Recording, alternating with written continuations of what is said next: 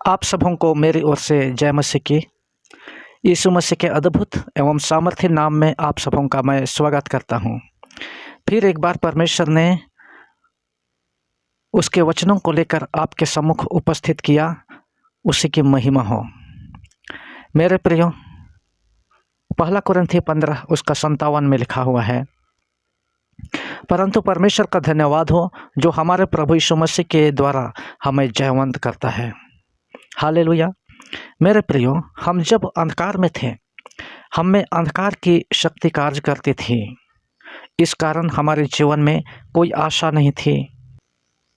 प्रकाशित वाक्य 12 अध्याय उसका 9 पद में लिखा हुआ है, तब वह बड़ा अजगर अर्थात वही पुराना सांप जो इब्लिस और शैतान कहलाता है और सारे संसार का भरमाने वाला है, पृथ्वी पर गिरा दिया गया और उसके दूत उसके साथ गिरा दिए गए। शैतान की उत्पत्ति कैसी हुई एवं पहले वह क्या था, इसे हम और भी अच्छी तरह हम अगले वीडियो में हम देखेंगे। किंतु आज हम देखेंगे कि हम शैतान के ऊपर में हम जय कैसे हासिल कर सकते हैं, शैतान की क्या योजनाएं हैं हमारे विरुद्ध में, और कैसे हम शैतान के ऊपर में हम जयवंत हो सकते हैं। मेरे प्रियो, प्रत्येक विश्वासी प्रतिदिन 3 ओर से विरोध का सामना कर रहा है। जब आप यीशु मसीह को उद्धारकर्ता के रूप में ग्रहण किए हैं तो प्रतिदिन आपका विरोध 3 ओर से आती हैं, और वे कौन हैं? पहला, शैतान स्वयं, दूसरा संसार, एवं तीसरा शरीर। आइए हम देखें कि ये 3 किस प्रकार हमारा विरोध करते हैं। शैतान, वचन में लिखा है, सचेत हो और जागते रहो, क्योंकि तुम्हारा विरोधी शैतान गर्जने वाले सिंह के समान इस खोज में है कि किस किस को फाड़ खाए। हालेलुया। शैतान हमारा विरोध करने वाला है। हमारे विरोध में वह बुरी युक्ति निकालता है, बुरी युक्ति तैयार करता है हमें गिराने के लिए। दूसरा हमारा शत्रु है, वह संसार है। यह संसार आपके लिए रुकावट पैदा करता है, और यह रुकावट के कारण ही आज बहुत सारे लोग यीशु मसीह को जान करके भी उसे ग्रहण नहीं कर पा रहे हैं। यीशु मसीह को जानने के बाद भी, उद्धार पाने के बाद भी कहीं ना कहीं वे रुक जाते हैं और वे बपतिस्मा नहीं लेते हैं। और तीसरा है हमारा अपना शरीर। गलाती 5 उसका 16 में लिखा हुआ है, क्योंकि शरीर आत्मा के विरोध में और आत्मा शरीर के विरोध में लालसा करता है। गलाती 5 उसका 17 अध्याय में हम देखते हैं। और ये एक दूसरे के विरोधी हैं, आत्मा और शरीर। परमेश्वर ने हमें आत्मा दिया है और हमें नए जन्म प्राप्त करने के द्वारा हम आत्मिक बन गए हैं, और शरीर हमारा पीछा करती है। मेरे प्रियो, इन तीनों की युक्तियाँ आपके विरोध में हैं, और सबसे बड़ा विरोधी जो है शैतान आपके विरुद्ध युक्तियाँ तैयार करता है।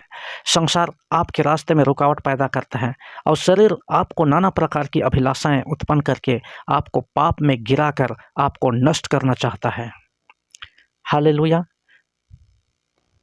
अब हम देखेंगे कि हम कैसे इन तीनों पर जयवंत हो सकते हैं। शैतान के ऊपर में, इसलिए परमेश्वर के अधीन हो जाओ और शैतान का सामना करो, तो वह तुम्हारे सामने से भाग निकलेगा। याकूब 4 उसका 7 पद में लिखा है। जब परमेश्वर के अधीन हम हो जाते हैं, इसका मतलब है परमेश्वर के वचन के अधीन हो जाते हैं। अपने आप को परमेश्वर का वचन का पालन करने के कारण हम पाप करने से बच जाते हैं। परमेश्वर की आज्ञा का पालन करने के कारण हम परमेश्वर की इच्छा के अनुसार हम चलते हैं, उसका प्रिय बन जाते हैं।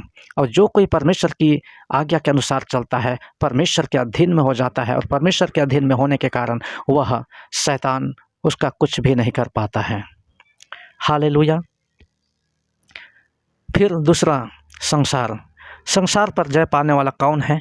केवल वह जिसका यह विश्वास है कि यीशु परमेश्वर का पुत्र है। पहला यूहन्ना 5 अध्याय उसका 5 में लिखा हुआ है। पहला यूहन्ना 2 उसका 16 में लिखा हुआ है, तुम ना तो संसार से ना संसार में की वस्तुओं से प्रेम रखो, क्योंकि जो कुछ संसार में है अर्थात शरीर की अभिलाषा, आँखों की अभिलाषा और जीविका का घमंड, ये तीनों हैं जो सारे संसार में पाप को फैलाए हुए हैं। और इन्हीं के अंदर में सारे संसार जितने भी पाप हैं समाये हुए हैं।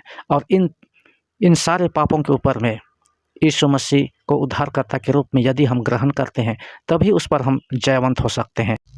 जिसका यह विश्वास है कि यीशु परमेश्वर का पुत्र है, हालेलुया। संसार पर जय पाने वाला कौन है? केवल वह जिसका यह विश्वास है कि यीशु परमेश्वर का पुत्र है। तीसरा हमारा शत्रु है, वह है शरीर। पर मैं कहता हूँ, आत्मा के अनुसार चलो तो तुम शरीर की लालसा किसी भी रीति से पूरी न करोगे। जब हम आत्मा के अनुसार चलते हैं, हमारा जीवन वचन के अनुसार हो जाता है, हमारा मन परमेश्वर की ओर होता है, हमारा जीवन प्रार्थना का जीवन, वचन पढ़ने का जीवन, गवाही का जीवन, उपवास का जीवन, यदि हमारे जीवन का ये भाग हैं, शरीर की अभिलाषाएं हम पर हावी नहीं हो सकती हैं और ना शरीर हमको अपनी ओर खींच सकता है। हालेलुया। प्रकाशित वाक्य 12 उसका 11 में लिखा है, वे मेमने के लहू के कारण और अपनी गवाही के वचन के कारण उस पर जयवंत हुए। एक विश्वासी प्रभु यीशु मसीह के लहू के द्वारा छुटकारा पाया हुआ, उद्धार पाया हुआ, नए जन्म पाया हुआ और बपतिस्मा लिया हुआ होता है। फिर उसके पास यह गवाही है कि उसे परमेश्वर ने अपना संतान बना लिया है। अब शैतान और संसार का अधिकार उस पर नहीं रहा। हालेलुया। मेरे प्रियो, जब परमेश्वर के अधीन में हम हो जाते हैं, परमेश्वर हमारे साथ रहता है और परमेश्वर का बाड़ा हमारे चारों ओर होता है और वह पाप जो है हमको छूने नहीं पाता है। और कई ऐसे लोग हैं जिन्होंने अपने आत्मिक जीवन में लापरवाह होने के कारण पाप में गिर गए। दाऊद के विषय में लिखा हुआ है कि जब राजा लोग युद्ध करते थे, उस समय वह घर में था और अपने घर की छत पर वो टहल रहा था। मेरे प्रियो, जब हमको जिस समय में जिस जगह पर होना है, उस समय में हमको वहीं होना है। प्रार्थना के समय में हमें प्रार्थना करनी है, संगति करने के समय में, संगति के दिन में हमें संगति करनी है। और हमारे आत्मिक जीवन में यदि हम लापरवाह होंगे तो हम पाप में गिर सकते हैं और शैतान का यह सबसे बड़ा हथियार है। यह अलग बात है कि बाद में दाऊद ने मन फिराया, पश्चाताप किया और परमेश्वर की ओर से क्षमा प्राप्त किया, किंतु यह सबसे बड़ी विशेषता दाऊद का यह है कि उसने उसके बाद से कभी उसने पाप नहीं किया। हालेलुया। मेरे प्रियो, मैं आप सबों को बता देना चाहता हूँ कि परमेश्वर आपके लिए और मेरे लिए एक योजना तैयार किया है कि उसने अपने बेटे को भेज करके सबसे पहला युद्ध स्वयं यीशु मसीह ने शैतान के विरोध में आरंभ किया और उसको पराजित भी किया है। और जयवंत होने के बाद में हमें शैतान को हराने का एक अधिकार दे दिया है। इसलिए प्रत्येक विश्वासी के विषय में एक बहुत बड़ी आज्ञा और बहुत बड़ी आशा और प्रतिज्ञा भी दी गई है। रोमियों की पत्री 16 अध्याय उसका 20 पद में लिखा हुआ है, शांति का परमेश्वर शैतान को शीघ्र तुम्हारे पांव से कुचलवा देगा। हालेलुया।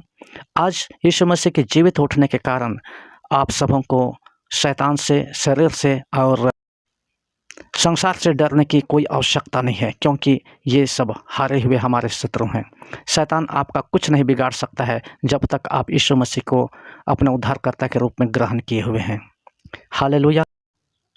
मेरे प्रियो, आज का यह वचन आपको कैसा लगा, हमें कमेंट करना ना भूलें। और यदि आपके पास व्यक्तिगत प्रार्थना निवेदन है तो आप कमेंट करके भेज सकते हैं, हम आपके लिए प्रार्थना करेंगे। मिलते हैं अगले वीडियो में। प्रभु आप सबके साथ रहे। जय मसीह की।